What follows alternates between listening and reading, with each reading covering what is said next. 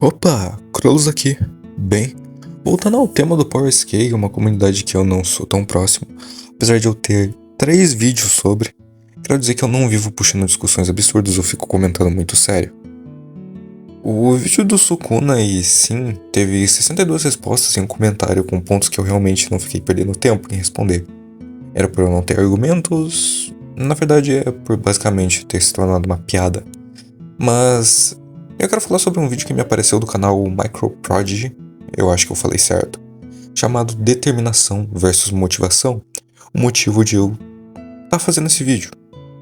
Mais uma vez, eles superestimam o verso de Undertale, e hoje eu vou citar os principais pontos do vídeo, junto com os argumentos que ele fez e que argumentos que eu irei fazer.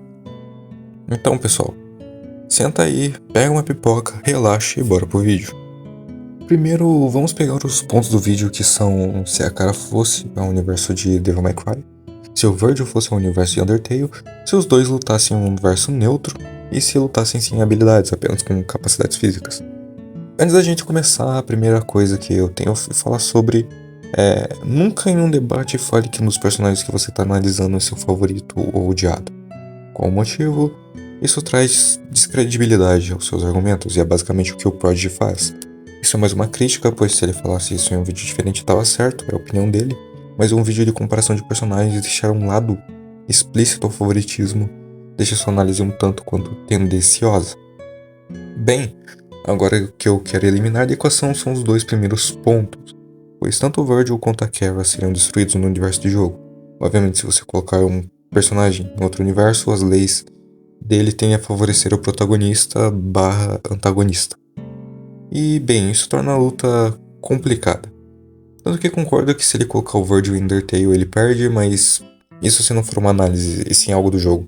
Pois se fôssemos lutar contra o Virgil em Undertale, óbvio que venceríamos, pois o jogador supostamente vence tudo. Agora, se for uma análise de feitos e comparação, o Virgil destrói o universo de Undertale. Enfim, agora vamos para a análise e o ponto principal que me fez criar esse vídeo. Aqui ele coloca que os ataques do Virgil como superiores às supernovas, o que eu concordo.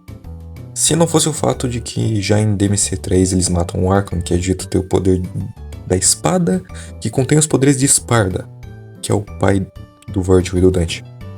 Lembrando, o mesmo Sparda que derrotou mundos, um ser capaz de criar raios, luz e alterar a realidade barra criar uma nova dimensão cheia de estrelas, o que sinceramente é uma escala absurda, mas obviamente a gente corta pela metade, pois o Virgil lutou junto do Dante para vencer. Agora, coloquem que a energia gerada seja exatamente 6.752 vezes 10 elevado a 82. E cortemos pela metade.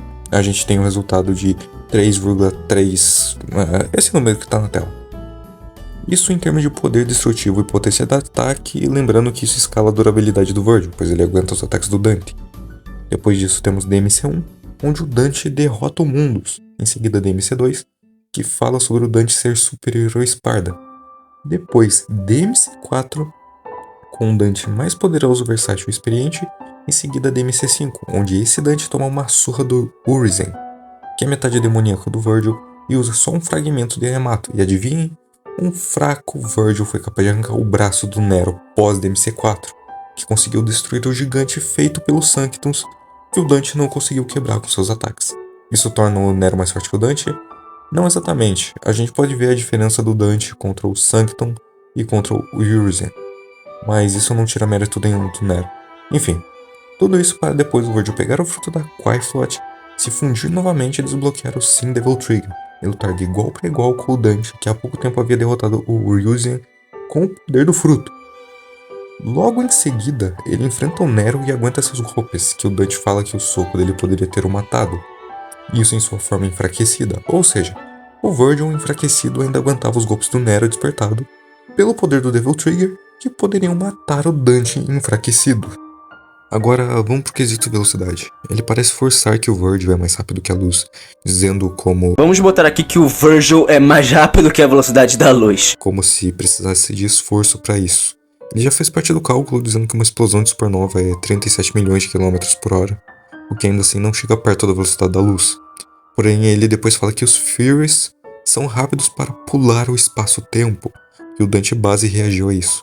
O que significa, se os Furies são mais rápidos que o próprio tempo, isso tornaria a velocidade do Virgil, no mínimo, infinita. E bem, isso não sou eu falando, isso é o próprio Prodigy dizendo, abre aspas, Uma criatura tão aterrorizante que só pode ser descrita como morte. São tão rápidos que podem entrar em rasgos no tecido da realidade, literalmente pulando o próprio espaço-tempo. Ou seja, o Virgil só não é mais poderoso para destruir universos, como também mais rápido que criaturas que pulam através do espaço-tempo, deixando eles congelados enquanto lhe dá centenas ou milhares de ataques antes deles perceberem. Aqui deixo a escala do Virgil. Agora vamos para Kara. Para começar temos que analisar a força e durabilidade, o que nesse caso ela não tem. É um ponto bem válido se considerar que sua única aparição não entrega feitos muito concretos. Primeiro que a Kara não possui a Frisk, mas sim quem controla é o jogador. Então, para fins de comparação, vamos dizer que a Kara é equivalente a Frisk. Primeiro, os Gaster Blasters não demonstram ter a velocidade da luz. Mas isso não é necessário, pois temos duas demonstrações onde uma é capaz de desviar de raios e outra é desviar dos disparos do Azrael, God of Hyperdeath. Basicamente, o deus da hipermorte. Isso concederia, no mínimo, uma velocidade de 100 mil km por hora, o que não é nem próximo da velocidade da luz. Mas então a gente chega num ponto engraçado sobre as almas e suas capacidades, pois é descrito que o Azrael poderia destruir um vilarejo inteiro quando fundido a uma alma humana. E bem, vilarejos são geralmente menores do que quarteirões. E ainda temos a descrição sobre o Flowey, que pode segurar um elevador em velocidades subsônicas e o prender. Levando em conta que o Asgore é superior e uma alma humana pode ser equivalente, a gente faz um cálculo simples e, mesmo multiplicando pelo poder das 7 almas, ele ainda não teria força física e durabilidade para aguentar os golpes de nível cidade. E por que eu tô falando do Azrael e não da Kara?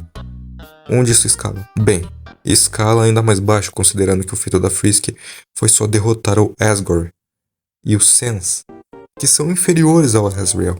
Então, a gente já coloca aqui que a Kara ela não é nem tão forte ou nem tão rápida quanto o top tier, que seria o Azrael.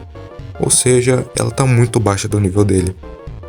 E, bem, agora vamos falar do Reset, um Hax que não destrói a linha do tempo, mas basicamente é um Hax que vai salvar a Kara sempre que ela morrer.